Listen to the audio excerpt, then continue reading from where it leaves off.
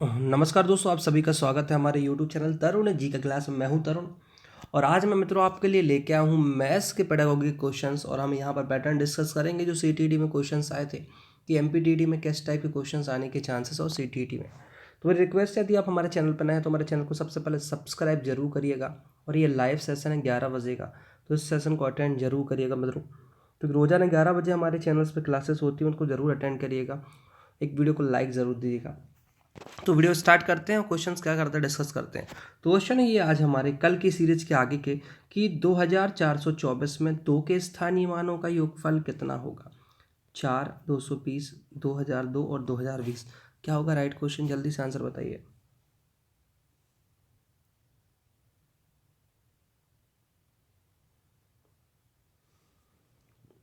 5 second का time है आपके पास।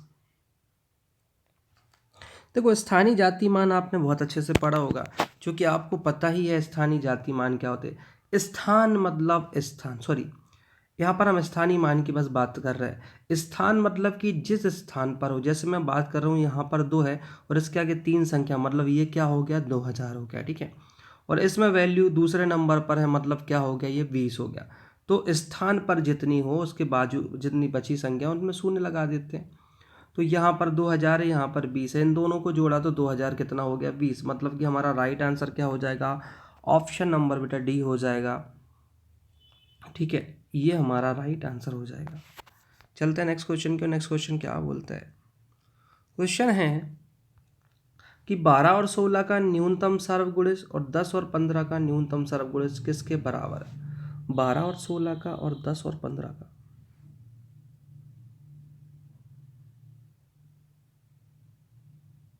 क्या होगा राइट आंसर। सर्वगुणज मतलब एक तरीके से लघुत्तम समापवर्तक लेना।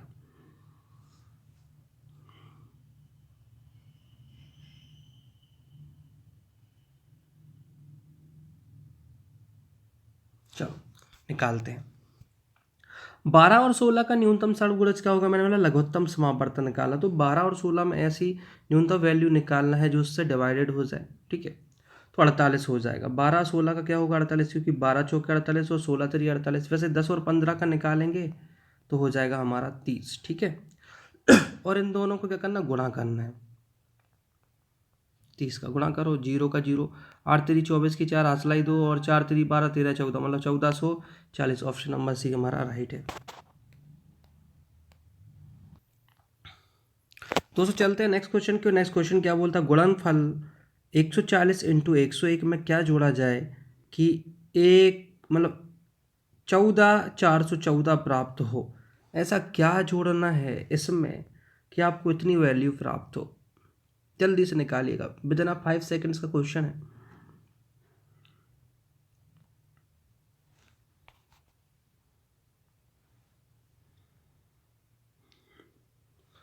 चलो इतने में तो हो जाना था।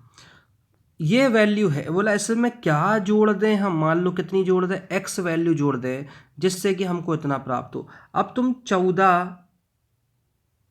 14 में क्या करना है, 140 में 101 का तुम्हें इंटू करना है। जब तुम इनका इंटू करोगे, जब तुम क्या करोगे इनका इंटू करोगे तो तुम्हें वैल्यू प्राप्त होगी 14140। क्या वैल्यू प्राप्त होगी 14140। जब इन दोनों का आप इंटू करोगे, चाहो तो करके देख लेना, ठीक है। ये 0 का 0 लिखा हुआ है, 14 एकम 14, ठीक है। फिर 14 एकम 14 लिख दिया है, देखो सिंपल यही है। अब आपने इसमें जोड़ा x। अब जरा सोचो, यदि मैं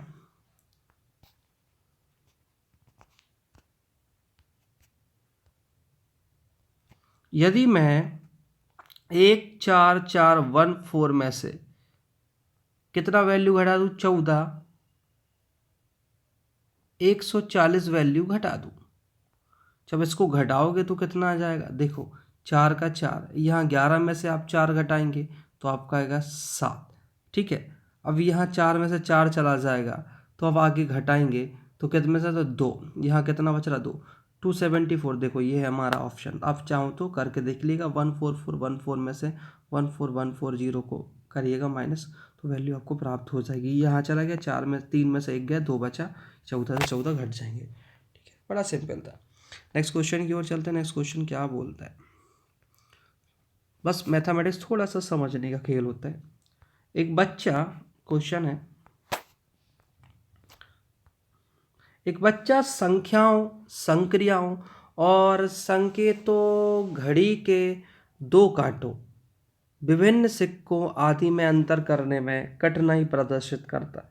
एक बच्चा संख्याओं, संक्रियाओं और संकेतों, घड़ी के दो कांटों, विभिन्न सिक्कों आदि में अंतर करने में कठिनाई प्रदर्शित करता है। इसका निहितार्थ है कि वो जो विशिष्ट बाधाएं उसके सीखने को प्रभावित कर रही हैं वे हैं।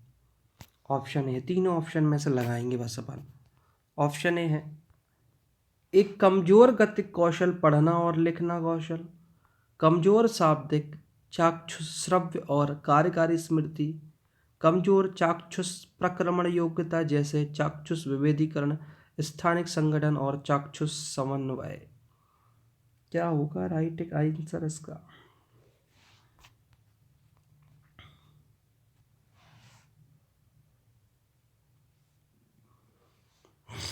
इसका राइट आंसर होगा ऑप्शन नंबर बी। बी क्यों होगा? एक बच्चा जो कि क्या कर रहा है, घड़ी के कांटों में अंतर करने में प्रॉब्लम कर रहा है और विभिन्न सिक्कों में कठिनाई प्रदर्शित कर रहा है। तो सबसे पहले तो उसमें कमजोर शाब्दिक, चाक्षुष, श्रव्य और कार्यकारी स्मृति है, याद रखना, इसलिए बच्चा फाइंड नहीं कर पा रहा है। नेक्स्ट क्वेश्चन मित्रों हमारा, राष्ट्रीय पाठ्यचर्या की रूपरेखा 2005 एनसीएफ 2005 के अनुसार अधिगम के रचनावादी उपागम पर बल देती है क्योंकि वह खाली स्थान पर केंद्रित है। एक शिक्षक द्वारा प्रभावी व्याख्यान और अनुदेशन, परिभाषाओं और सूत्रों को याद करने, नियमित गृहकार्य जमा कराने, गतिविधियों में शामिल हुए छात्रों की सक्रिय भागीदारिता।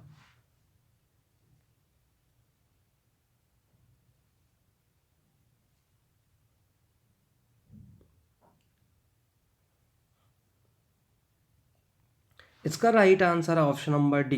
ये क्या है कि एनसीएफ 2005 में अधिगम के रचनावादी उपागम पर बल देती है क्योंकि वह गतिविधियों में शामिल करते हुए शिक्षार्थियों की सक्रिय भागीदारिता पर क्या है, वह केंद्रित है, आपको याद रखना है। नेक्स्ट क्वेश्चन की ओर चलते हैं। नेक्स्ट क्वेश्चन है, निम्नलिखित में बिंदियों का प्रयोग करते हुए 15 को प्रदर्शित करने वाले संयोजित आरेख हैं। यहाँ पर 15 को प्रदर्शित करने वाले आरेख बताना। ए है, बी है, क्या है? देखो ध्यान से,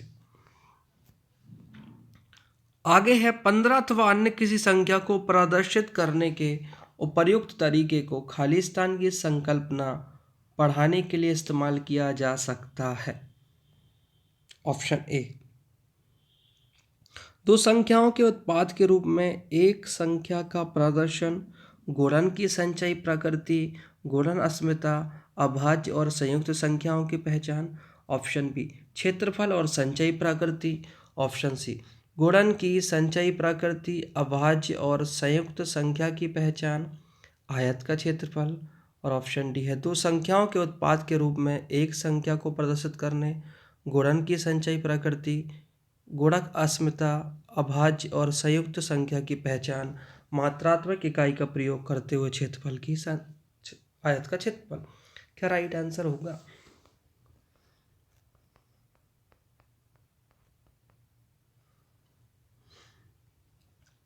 इसका right answer option number D कि दो संख्याओं के उत्पाद के रूप में एक संख्या को प्रदर्शित करने, गुणन की संचयी प्रकृति, गुणन अस्मिता, अभाज्य, संयुक्त संख्या की पहचान और मात्रात्मक इकाई का प्रयोग करते हुए आयत का क्षेत्रफल ज्ञात करना। ठीक है।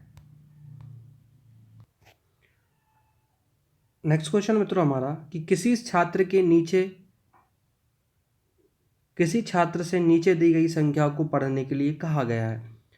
30640840084004। इसे इस प्रकार पढ़ा,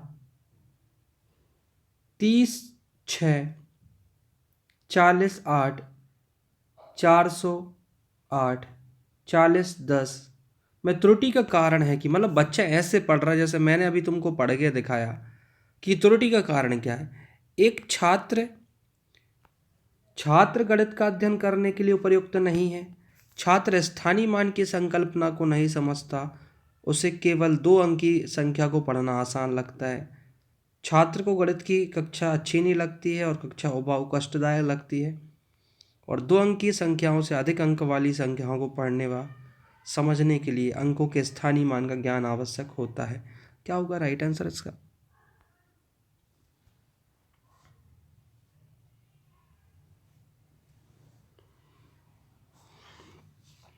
ठीक है, इसका जो राइट आंसर वो ऑप्शन नंबर डी है, क्योंकि आपने देखा होगा जब भी 2 अंक की संख्याओं से अधिक वाली संख्याओं को हमको पढ़ने और समझने के लिए स्थानीय मान का ज्ञान होना आवश्यक है, इसलिए बच्चे को प्रॉब्लम जा रही है।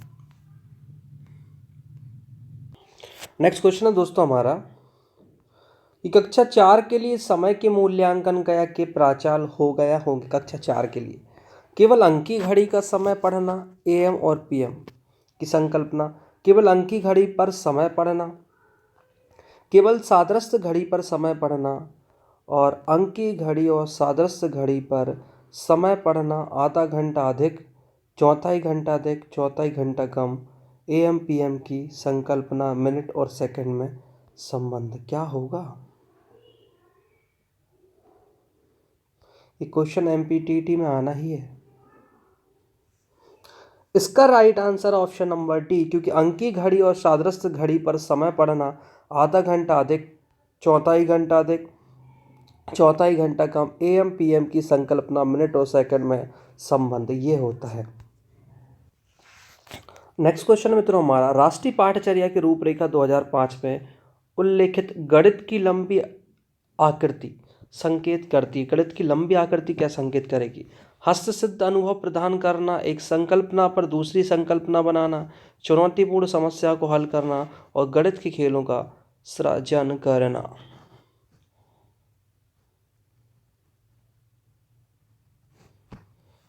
तो जल्दी से आंसर बताओ। इसका जो राइट आंसर होगा वो होगा हमारा ऑप्शन नंबर सी, चुनौतीपूर्ण समस्याओं को हल करना। क्या करना? चुनौतीपूर्ण समस्याओं को हल करना, इसका राइट आंसर होगा। नेक्स्ट क्वेश्चन है, एक आयत और एक वर्ग के परिमाप बराबर हैं। वर्ग का परिमाप 96 सेंटीमीटर है और आयत की चौड़ाई वर्ग की भुजा से 4 सेंटीमीटर कम है, तब आयत का क्षेत्रफल सेंटीमीटर में का दोगुना किसके बराबर है? ये बताना बड़ा सिंपल है।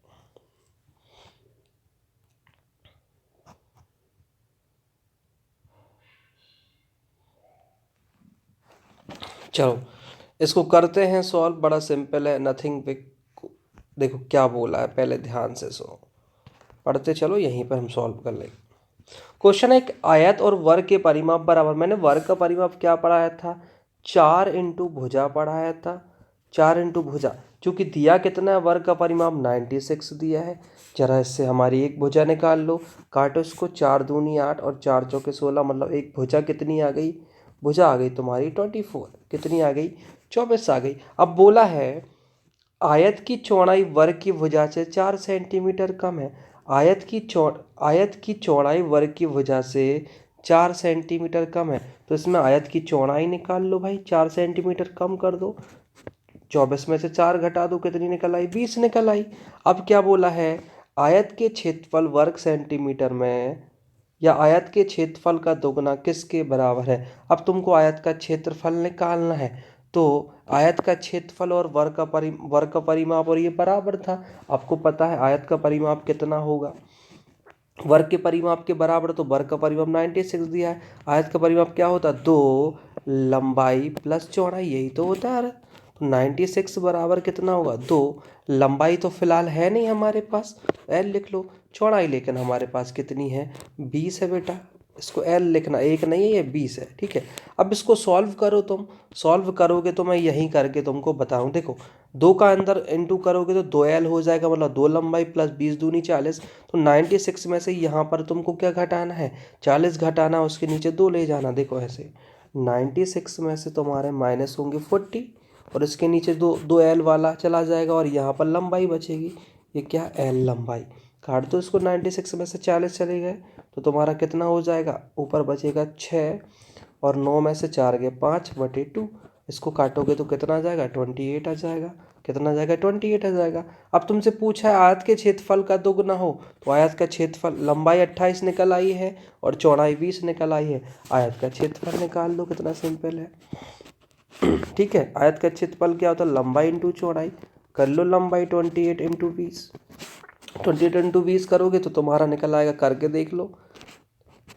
0 का 0, 8 दूनी 16 की 6, हासलाई कितना हो गया 1 2 दूनी 4 5, 560 का दुगना कर दो 1120 निकल आएगा। देखो राइट आंसर ये लिखा हुआ है। सिंपल था कि नहीं, 1120 तुम्हारा आंसर निकला है। तो ऐसे करना होता है भाई, बड़े सिंपल क्वेश्चंस होते हैं। नेक्स्ट क्वेश्चन है कि शिक्षार्थी के गणितीय निष्पादन अवरोधन के साथ संबंधित चाक्षुष स्मृति अवरोध का संभावित संकेतक है। संख्या रेखा का प्रयोग करने में कठिनाई, एक क्रम में गणना करने में कठिनाई, छोटे परिचालनों के साथ व्यवहार करने में कठिनाई और गणित संबंधी तथ्यों के संधारण में अयोग्यता और समय बताने में कठिनाई। क्या होगा?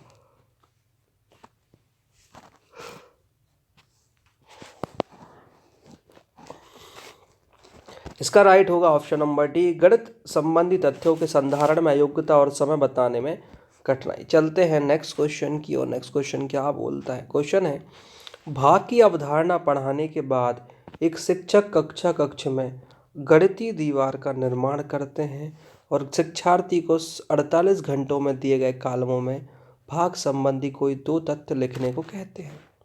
ये दिया हुआ है, देख लो एक बार इसको। तो यह गतिविधि खाली स्थान में शिक्षक की सहायता करेगा। देखो कैसे, अगले 2 दिन के लिए शिक्षार्थियों को किसी गणितीय कार्य में व्यस्त रखने, प्रत्येक बच्चे को अभिव्यक्ति के और एक दूसरे से सीखने का अवसर देने, शिक्षार्थियों द्वारा सीखे गए तथ्यों की संख्या का रिकॉर्ड रखने, शोरमुक्त कक्ष वातावरण बनाने। क्या होगा राइट आंसर?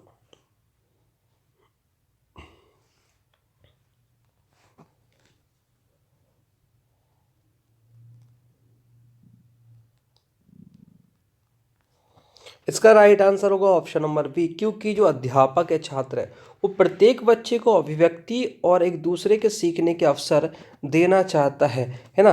बच्चे चूंकि एक दूसरे से सीखेंगे इसलिए वही अवसर देना चाहता है। नेक्स्ट क्वेश्चन की ओर चलते हैं। नेक्स्ट क्वेश्चन है, निम्नलिखित में से कौन सा सही नहीं है बताना है। चलो तुम लोग खुद ही देखो और जल्दी से चेक करो सही क्या नहीं है।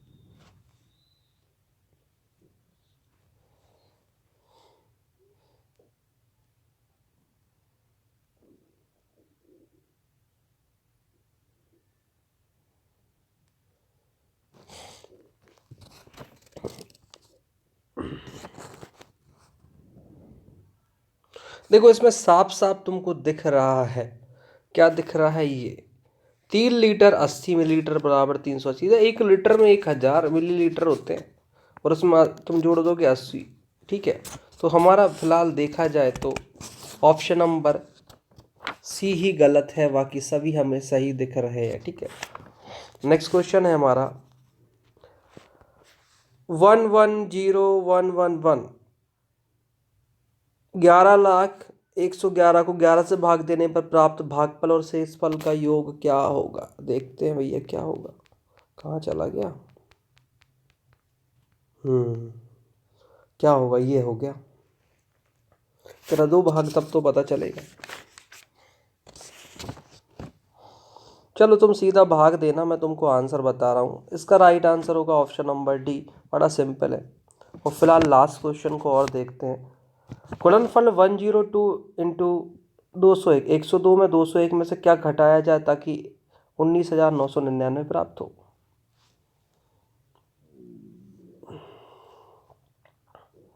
घटाओ, वही जो बताया था मैंने एक्स घटाने पर, तो भाई वही मैंने जो बताया था थोड़ी देर पहले तुमको। इसमें क्या जोड़ देना, एक्स जोड़ देना। तो इन दोनों का पहले क्या करना है, इंटू करोगे। जब इन दोनों का इंटू करोगे, घटाना है इस बार, जोड़ना नहीं है, सॉरी। इस बार तुमको क्या करना है, इसमें से माइनस करना है ना। इक्वल में ये दिया हुआ, इन दोनों का जब इंटू करोगे तो तुम्हें वैल्यूज़ कितनी प्राप्त होगी। देखो 102 का 201 में करोगे तो तुमको 2502 प्राप्त होगा। ठीक है, माइनस एक्स इक्वल टू में कितना जाएगा 19999। अब तुमको क्या करना है, 20,502 में से तुमको इतना घटाना है तो तुम्हें वैल्यू प्राप्त हो जाएगी। 503 घटा के देख लेना। दिख ही रहा है, एक ये हो गया और इसमें एक जुड़ जाएगा इसका, तो 503 होगा 20,000 में से ये। ठीक है, तो 503 होगा तो हमारा। अब दोस्तों ये बताओ ये सेशन कैसा लगा, क्योंकि थोड़े से मैथमेटिक्स का सेशन लंबा हो गया ये वाला। आई हो बहुत सारे सिंपल क्वेश्चन थे। ऐसे ही क्वेश्चन एमपीटीटी में आना, सीटीटी में आना, तो अगेन तुम ये वीडियो को फिर से देख सकते हो। और हमारे चैनल पर रोजाना 11 बजे क्लासेस होती, तो उसको ज़रूर देखा करो। यही हमारी लाइव क्लास। और बाकी आपको ऑल लाइव क्लासेस पढ़ना तो डिस्क्रिप्शन में मैंने FB की लिंक दी है, डायरेक्टली मुझसे कनेक्टेड हो जाइए। फेसबुक पर भी हमारी 2 से 3 और रात में 9 से 10 लाइव क्लासेस चलती हैं, वहाँ ज़रूर देखा करो। तो मिलते हैं कल 11 बजे, जब तक के लिए जय हिंद जय भारत।